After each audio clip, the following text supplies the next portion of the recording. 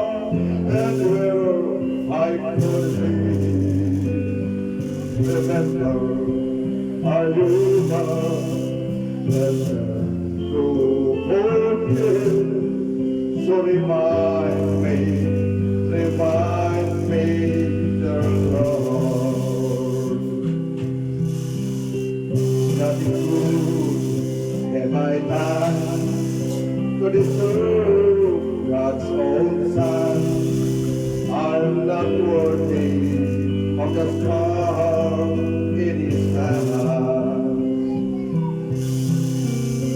Yes, He chose the road to Calvary to die in my stead.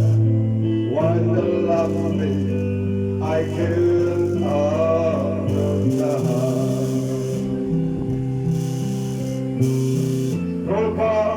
The curtain of memory now and then, show me where you broke me down and who I could be.